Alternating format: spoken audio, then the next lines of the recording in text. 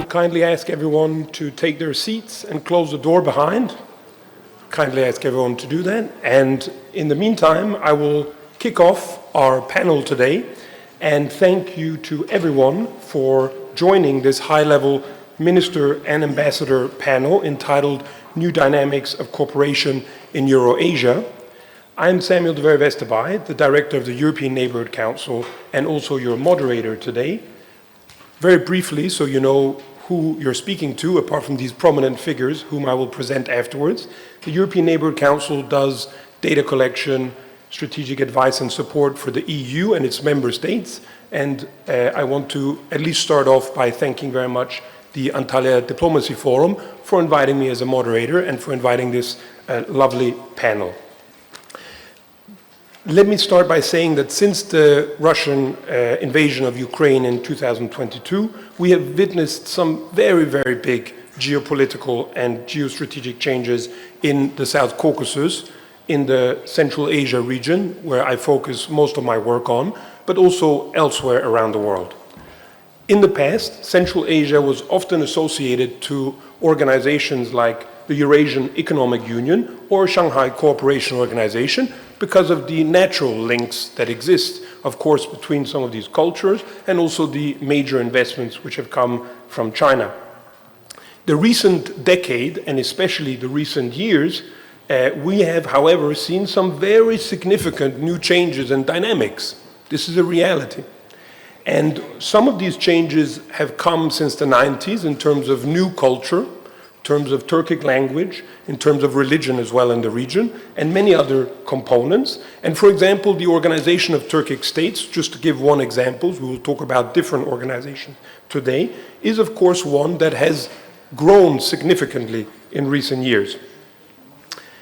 Another very important other recent regional development is of course the European Union's Global Gateway Initiative, where Turkey and the Balkan countries, all the way to Central Asia, have a very important role, including Tajikistan, where we have our foreign minister who is here with us today. And it's a program that's worth globally 300 billion euros and having a very, very significant impact on infrastructure development, energy autonomy, Green Deal, and many other components as well, like boosting smart, clean, secure, digital, autonomous, and renewable links, supply chains, critical raw materials, the impact this will have on economic development. It's pretty significant. Now, I will stop here because I'm sure that our excellent speakers will have much more to say and talk about, indeed, the importance of this region and regionalism in this context. I will very briefly just outline the practical points about the panel. It lasts until 4 p.m. I would like to give our minister and ambassadors approximately 8 minutes each to speak, so that we also have time for 15 minutes Q&A afterwards from questions from the audience, which I look forward to hearing about. Now, since we are privileged to have such a high-level panel, please allow me to introduce each of our speakers, starting with Minister Muhyiddin, who is the Foreign Minister of Tajikistan, and before assuming this position, he was a permanent representative of Tajikistan to the to the UN, my apologies, I was distracted by the phone. An engineer and economist, if I'm not mistaken, by profession, Minister Muhyiddin has an academic background and multiple papers published on a topic that is very, very relevant today in Central Asia, namely the RLC and water management. Next to Minister, we have Ambassador Kairat Saribey, who is the Secretary General of the Conference of Interaction and Confidence Building Measures in Asia, known as KICA. Before assuming this position, he holds a long and prestigious career as a diplomat, including as Deputy Foreign Minister and as ambassador to several countries, including Austria. Next to, we have another ambassador, Ambassador Khurshad Noziri, who is also Tajik national, and is the Secretary General of the Economic Cooperation Organization, known as ECO. Before assuming his position, he holds a very distinguished career in diplomacy for the Republic of Tajikistan, in which he served as the Deputy Minister, Foreign Minister as well, as Ambassador to Egypt, amongst other countries. And last but absolutely not least, we have Ambassador Elchin Ermirbeyov, who is the representative of the President of the Republic of Azerbaijan on special assignments. And before holding this prestigious position, he was the ambassador of Azerbaijan to France, as well as to the Vatican, and also to Switzerland. Let me kick off the discussion by asking each of you a question. I insist, please, we respect the timeline, but I know you will. And so I would like to start with Honorable Minister, our first speaker. My question to you is, after the January Global Gateway Investors Forum in Brussels, where I had the opportunity to participate and speak to your esteemed ambassador, he made a very interesting remark, which I cannot forget. He mentioned that the EU is one of Tajikistan's most reliable investment partners. My question to you is this because the EU is a major investor in renewable energy, in hydroelectricity? Is it because it helps a type of energy autonomy? Is it because it helps water scarcity? Please, your views.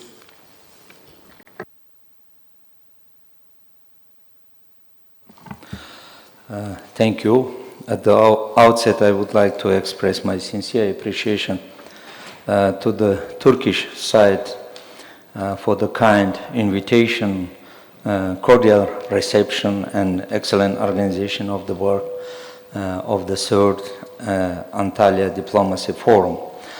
Eurasia is our common home where the historical destinies of the peoples living in this area and the states included in it have close relations. Currently, the implementation of large-scale and mutually beneficial projects and programs continues in Eurasia, the purpose of which is to expand the horizons of trade and economic cooperation. Our region also includes the world's largest production facilities, centers for the extraction and processing of raw materials, as well as huge markets.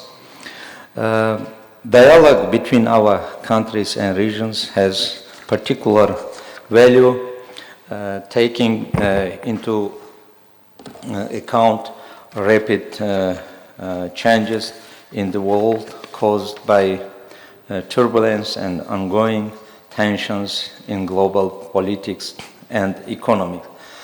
Today, due to strong political will of the leaders of the 5 countries in the Central Asia, a favorable conditions has been created for the further development of mutually beneficial cooperation. Above mentioned approve the results of the 5th anniversary consultative meeting of the heads of the states of Central Asia, which took place on September 14th, 15th last year in Dushanbe, Tajikistan. The Central Asian countries adhere to the same principle of openness to the world, which is determined, first of all, by the common desire to transform region into a zone of peace, cooperation, sustainable development, and prosperity. I would like to emphasize that in the joint statement adopted following the Dushanbe summit, the head of states once again confirmed to resolve all regional issues exclusively by political and diplomatic means. As a result, negative impact of the pandemic and a number of other factors, the world today faces serious economic challenges. The result of climate change, including global warming, more extreme weather conditions, and shortage of water resources are also having a significant negative impact on the Central Asian region. Water supply play an important role in socio-economic development and environmental protection, not only in Central Asian region, but also in the other countries of the world. Improving water supply system and protecting water resources is key to achieving sustainable development and ensuring the well-being of society as a whole. With 93% of its territory covered by mountains, Tajikistan is one of the countries in the region that is vulnerable to climate change. Climate change is causing rapid melting of glaciers, reducing the volume of water in rivers and negatively affecting key sectors of the national economy such as energy, agriculture and industry. In order to attract the attention of the international community to these urgent problems, as you know, my country initiated 5 global initiatives which are adopted by the relevant UN General Assembly resolutions. And I don't want to state to each of them, but we're very happy that all of the countries of the world supported water initiatives of our country. Why water initiatives? Because you know that for our region, for Central Asia, it is vital resources for not only our life, for food security, for energy production, for environment sustainability. Everybody knows about the degradation of RLC crisis. That's why the role of water for our region, not only for sustainable development, but also the water issues plays a significant role for intergovernmental cooperation between our countries. Obviously, one of the key factors for strengthening cooperation in Eurasia is transport. Without any doubt, we can say that our region has a great transit and transport potential. Over the past few decades, the efforts of Eurasian countries have contributed to infrastructure development, the formation of large transport corridors and logistics centers, as well as simplification of the goods flows. The countries of Central Asia are also striving to implement major transport and infrastructure projects. For example, Tajikistan is making every effort to develop this area in order to turn the Republic into a convenient transit zone. For these purposes, we have identified internationally important trade and transit corridors that cross through our territory from east to west and from north to south. I would like to talk a lot about the other spheres of our cooperation with our distinguished neighboring countries, but I would like to come back to your question regarding the development of hydropower. As you know, my country is one of the champions in the world for production of green energy. In my country, 98% of electricity we are producing in hydropower plants. However, as you know, for today, we developed only 5% from existing hydropower potential of the country. And we have great, of course, projects. One of them, as you know, Rogun hydropower plant, which is one of the biggest hydropower plants in the world. And for the construction of these projects, of course, we invited all of our partners. European Union, one of them, of course, And not only for this project, but with supporting of European Union, we are currently constructing Sebzor hydropower plant in the Gorno-Badakhshan Autonomic Oblast with the financial support of the European Union, Germany, and the United States. The construction of these hydropower plants will provide an affordable electricity supply for population of the mountainous region of Tajikistan. The project also has the potential to provide electricity to neighboring Afghanistan. Alongside with the cooperation on national level, Tajikistan actively participates in regional EU-supported programs. I would like to mention in this regard the EU-funded project Sustainable Energy Connectivity in Central Asia, SECA.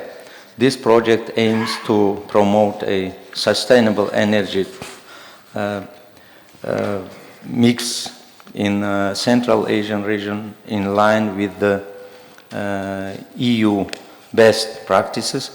We hope that the program will help strengthen national policy, regulatory and institutional framework for the transition to a sustainable energy system in the region.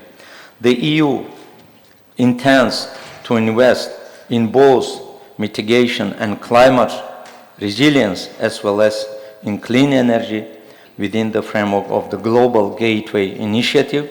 Thus, we consider it as an additional tool to boost our cooperation in developing green energy. Construction of the Rogun hydropower plants, as I mentioned, is one of our priorities in this regard. This hydropower plant could double green energy production and advance decarbonization not only in Central Asia but also in the South Asia region. In this regard, it is worth to mention an ambitious renewable energy infrastructure project, CASA 1000, which will bring 1,300 megawatts of surplus electricity from Central Asia, from Tajikistan and Kyrgyzstan, to South Asia, Afghanistan and Pakistan. I think this is very good example of the construction of transmission electricity line between regions, two regions, Central Asia and South Asia, and we hope that this project will be successfully implemented with the supporting of our partners, particularly European Bank for Reconstruction and Development, EBRD, and other our partners. As I understand, my time is finished. Thank you for your attention. Minister, thank you so much for such a comprehensive and also very technical explanation for our audience. It's very, very appreciated. Thank you so much. And also thank you for clarifying how I think many people, when they think about climate change, they have a tendency to think about it only from the ethical point of view, which is very important. But what you explained to us is maybe equally important, if not more, because it makes affordable energy, abundant energy, autonomous energy, and conflict-reducing energy. And that's new. Thank you very much for sharing that with us. I would like to move on to our second speaker, who is our panelist, Secretary General of KICA, Ambassador Saribhai. I would like to ask you a question, which is, we're living in a time of geopolitical tension, heightened geopolitical tension. It's been a topic of discussion in many of the panels. How does a regional organization like yours navigate those difficult times? Thank you. First and foremost, I would like also to join to the distinguished minister in thanking to organizers for inviting the Conference on Interaction and Confidence Building Measures, known not as a KICA, but rather as a SICA. just for those in Europe who not very much aware with the development in the huge Asian continent, Samuel, sorry. SICA is known for 30 and plus years. It was initiated by the representative of newly emerged region on the global map. And only after gaining the independence by 5 states in the center of Asia, the continent became completed. And what was the major point, initial point for this initiative? At that moment, OSCE, because of the global de-escalation, because of the good faith policies, because of perestroika in the Soviet Union and the introduction of so-called the new faith in the international relations, the OSCE made a huge progress forward. It was a Paris Charter, it was the hopes for the better world, stretching from Vancouver to Vladivostok, despite the name of OSCE, the CSC actually, that way it was a conference. Later it was turned into the OSCE organization. So with all that encouraging development, the new leadership of the newly emerged independent states requested to have the same network of security providing measures. So that is why back in 1992, the first president of Kazakhstan, Nursultan Nazarbayev, initiated or launched the initiative on convening the conference on interaction and confidence building measures. Why confidence building measures still very valid and very relevant for the current days? Because in the Asia, we haven't any similar to the OSCE arrangements where all stakeholders could promote the equal relations and discuss how we would promote the so-called regional cooperation covering the Asia. I do remember also the many conversations of our first president with his counterpartners, and he was warned that we in Asia sleeping under the same blanket, but we do see different dreams because of diversity, because of the cultural diversity, because of the economic diversity, because of some differences in many other aspects. So at that moment, the confidence building measures were the very much first initial step to disseminate the atmosphere of trust, to get into the dialogue, the stakeholders which unfortunately had some unsolved problems. Still in SICA area we have many of them, but SICA has produced some tools to overcome these problems, at least to ease the confrontation. At the very first summit meeting in 2002, the 2 leaders of South Asian nations came to establish SICA at its first summit, and that was the good platform where the leader of India and leader of Pakistan agreed to see each other, and in the result of this meeting, both sides decided to de-escalate the situation. Tensions were very high and stakes are very high because 2 nations has already the nuclear military program and nuclear capabilities. So still today, why SICA is in demand? Why, despite the deterioration of the global security architecture, member states trying to keep this unity, because it is understood, the common sense of SICA, it is better to discuss some issues around the table rather than on the battlefield.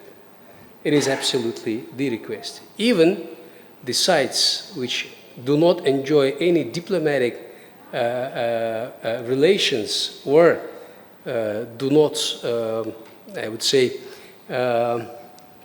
agree with the existence of others, we have such sweetie couple as well, nevertheless, SICA member states responsively promoting this process. Again, we are in the very basic level of the interaction between our member states. However, in some spheres, we are advancing with a better space, with a more quick pace. But in some cases, we are implementing so-called Asian way. We are not losing and wasting our time on some issues where we have the obvious disagreement.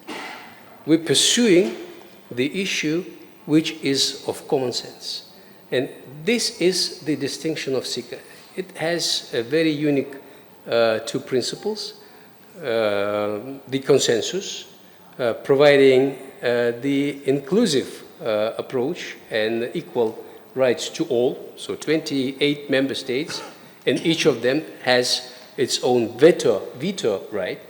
But the flexibility of our organization is that the implementation process is on a voluntary basis. So it means that we agreed all together to implement some confidence building measures, but some of our member states saying, oh, we agreed on that, but it's not very relevant for me. So I will participate, I will join in that particular spheres, but maybe some others is not very much interested for me. And what is the daily business of SICA? This is the connectivity in a great term of its word. We're connecting people to people, state to state. We're connecting specialists to specialists. We are here in Turkey, and Turkey promoting very much the new challenges and threats dimension by providing very practical aspects how international community can address the new challenges. For instance, how the law enforcement of different parts of Asia can use the same approach or same methods to stop the illegal narco traffic. How we can together cooperate in, for instance, fighting with organized crime, or many other interesting things. Now, we also, within the SICA, we are quite updated because in 2021, our member states were able to update its catalog of confidence building measures, the main book where we do acting.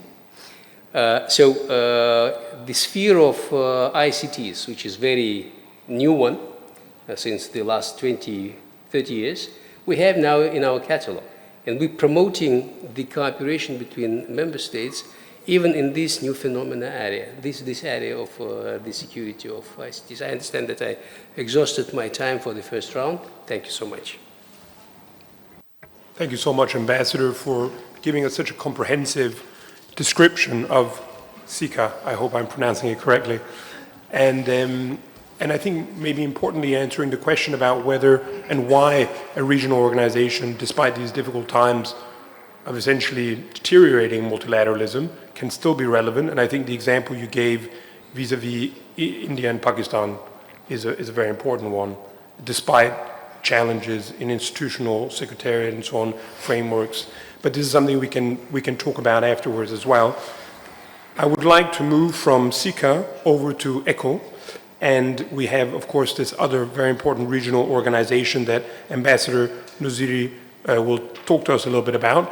I'd like to ask you the first question, which is, since the inception of ECHO, as I mentioned also before, international politics has changed a lot. And there has been some destabilization, there's been a lot of difficulties in working multilaterally and regionally. However, we see the development of some regions. I mean, Minister himself mentioned before the Central Asian region. Never before has Central Asia been as united, in this case with close cooperation with Turkey and with the EU, but this can be emulated elsewhere. With regards to the organization you represent, how do you see that framework? Thank you very much, Samuel. And in the beginning, let me welcome our panelists, whose countries, Tajikistan, Kazakhstan, and Azerbaijan, are very important and active member states of the Economic Cooperation Organization, ECO or ISIO. We are flexible, by the way. We can use both ECO and ISIO. Some of them prefer ECO, some of them prefer ISIO. And I also would like to welcome our international partner, SICA. With this organization, we developed very good relations of partnership, attending our major events. So let me briefly, as I believe the audience might know, that the history of ISIO or ECO goes back to 1964. When the three neighboring countries, Turkey, Iran, and Pakistan, founded the organization, that time under the name of the Regional Cooperation for Development, or RCD. So it means that this year, in 2024, we are marking the 60th anniversary since the inception of ISIO. So I think it's the oldest regional organization in our wider region. And this forum was rechristened as the Economic Cooperation Organization in 1985. But after the well-known geopolitical development which occurred in the world in 1992, the ISIO stretched the fabric of its cooperative partnership, welcoming all 5 Central Asian countries: Kazakhstan, Kyrgyzstan, Tajikistan, Turkmenistan, and Uzbekistan, as well as Afghanistan, the neighbor of the Central Asia, and the important country in South Caucasus, Azerbaijan, as its members. Now, ISIO has 10 member states with a total area of 8 million square kilometers, and half a billion population, which is roughly 6.6% of the global population. And in 2022, ISIO's contribution to the world trade crossed the mark of $1 trillion for the first time, which is 4.1% of the total global trade. But coming back to your question, understanding the challenge taking place due to recurring changes in international and regional politics, the ISIO has always focused, based on its founding document, which is the Treaty of Izmir, on fostering economic cooperation among its member states, prioritizing their shared interests and mutual benefits. Given the globally growing division, ISIO has been adapting by emphasizing collaboration, dialogue, and economic integration amongst the member states, as well as by encouraging the culture of benevolence, harmony, and coexistence in the region. As an organization, ISIO aims to utilize its unique strength and resources to address common challenges and promote regional stability and prosperity through the promotion of intra-regional trade, investment, and connectivity to foster stability and development across its member countries. By the way, talking about the intra-regional trade, we of course could not be satisfied with the the level of our intra-regional trade, which stands at 9% from our trade with the globe, and that's why we, according to our basic strategic document, which is Vision 2025, we set the target to double our intra-regional trade, and this year Iran, one of the 3 founding member states of our organization, assumed the chairmanship of organization with the theme of enhanced and resilient ECO region through expansion of intra-regional trade. So it means that the organization is focused on our top priority, which is trade, which has 2 dimensions, increasing the contribution of ECO to the global trade and increasing the intra-regional trade in our organization. In terms of complementarity with other regional organizations, ECO recognizes the importance of collaborating with other entities to achieve shared goals and address global challenges. To this end, ECO collaborates with organizations such as ASEAN, and with ASEAN we have established the mechanism of the regular joint ministerial meetings on the sidelines of the United Nations General Assembly in New York, and the last one was conducted successfully with the adoption of the framework of cooperation in last September. Also, our important international partners, the Shanghai Cooperation Organization, with the Shanghai Cooperation Organization with a lot of common areas of activity, be it trade, transport, connectivity, energy, environment, tourism, etc., etc. Also, we have mutual observership status with the new organization of Turkic states, and also we have, as I mentioned in the beginning, very close and productive relations of partnership with the SICA, and once again I would like to welcome my dear colleague Kairat, with whom we are in constant dialogue and exchanging views and sharing our ideas how to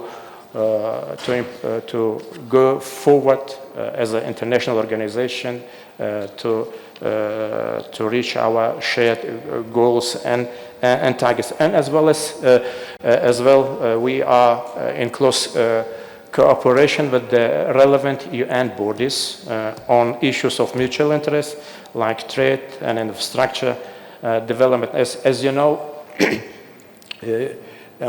in United Nations General Assembly we have biennial UNGA resolution titled Cooperation between the United Nations and the Economic Cooperation Organization, and the last one was adopted by General Assembly by consensus on August 25th. Overall, ECO sees itself as an integral part of the evolving international landscape, adapting its strategies and priorities to effectively navigate a world that is increasingly divided, while also complementing the efforts of other regional organizations to promote peace, stability, and prosperity in its own region. I thank you. Thank you so much, Ambassador, for again such a comprehensive view of both the region, and especially the mentioning of trade as a building block. As we know, trade and business infrastructure are critical in terms of developing relations regionally and globally, and of course also mentioning the importance of Organization of Turkic States, which is of course also very relevant in this regard as they have a new investment pool. I would like to move on to Ambassador Emirbeyov. In all of this discussion, the perspective from Azerbaijan is perhaps one of the most important ones because of the simple reason of geography. This very special region, which is the South Caucasus, happens to be today caught in between East and West in some ways. So, Ambassador, I'd like to ask you, first, how important is Trans-Caspian middle corridor for Azerbaijan? And secondly, the EBRD report from last year shows, with an investment figure of 16 to 18 billion euros in soft and hard connectivity, there could be a TEU increase of up to 800,000. I think it's 865,000 in the EBRD report, which is 8 times the amount of today, if not more. Please tell us a bit about this. Thank you, Samuel. Ladies and gentlemen, good afternoon. And I would like to join distinguished panelists in, first of all, thanking our Turkish hosts for excellent organization of this important forum, which is gaining in importance each year. And thank you for having me on this panel. Yes, I will try to squeeze into those 7-8 minutes that you allocated, but let me start by saying that if you look at what's going on in this broader Eurasian region, you see that the political and economic repercussions of post-COVID environment, which are accompanied by increased tension, conflicts, and they basically indicate uncertainty, which is facing this transformation of the international system. So against this background, I think all sorts of initiatives and organizations which are conceived with one goal to improve cooperation and interaction, they could serve as an important key to bringing in a more predictable and positive future for this transformation. And let me just make 4 points in this regard, because Azerbaijan is also part not only of those important organizations which are represented at this panel. We are a founding member of SICA, but we are also active participants of ECO. We are also one of the members of the Organization of the Turkic States, an organization which, as you said, is also gaining in its significance with every year. But also, I would like just to have a look in a broader sense, distancing for a second myself from my national capacity, but just to say that all initiatives, first point is that all initiatives which are aimed in increased interaction in Eurasia, I think they would be better off if they would follow this bottoms-up approach, which is meaning that, going from the local to the regional and to the global. And here I would like to underline the importance of bigger, especially outside players, to be more sensitive to the preferences and the opinions of the local players, and I think that is crucial because at the end of the day there should be a certain degree of regional ownership of all these initiatives, and these have to be on a demand-driven basis. And I think that when it is the case, then the success of this kind of interaction and cooperation is evident. Let me just bring an example of our own country. Azerbaijan, which is at the crossroads, as you said, between Asia and Europe, between north and south, we have followed this approach, and it paid back because the critical strategic infrastructure that Azerbaijan was able to put into place in close cooperation with foreign and external actors is now ensuring energy security of Europe. So basically, Baku-Tbilisi-Ceyhan and also the Southern Gas Corridor, Baku-Tbilisi-Kars Railroad, these are just several of the projects which Azerbaijan signed recently, and also it was due of the fact that the sensitivities of countries on the region are taken into account. The second point is that, and it was mentioned also by one of the colleagues here, that the success and efficiency of any cooperation initiatives is based on their complementarity and possibly coordination between them. And here I believe that the compatibility of the strategies of big players with the local actors is also one of the important conditions. And I think that they need to have common objectives in order to pursue this effort forward. And among those common objectives, I would call today in Eurasia such fields as transport connectivity, trade facilitation, fight against climate change, against other asymmetric threats like terrorism, but also cybersecurity and all the others. These are all areas on which we should be united, because these are the scourges that the international community is facing, irrespective of its ethnic or other background. The third point, I think that these all initiatives of interaction in Eurasia, they would be standing a better chance of success if they would be flexible and adaptable to the rapidly changing circumstances and realities, geopolitical realities, but also geo-economic realities in the region.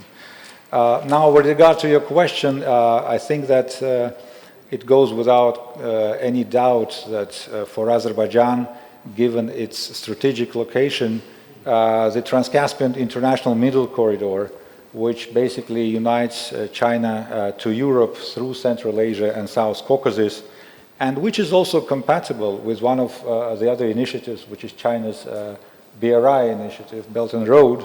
I think that given the current serious difficulties that the northern route is experiencing, the middle corridor has been gaining importantly in its geo-economic and geopolitical significance.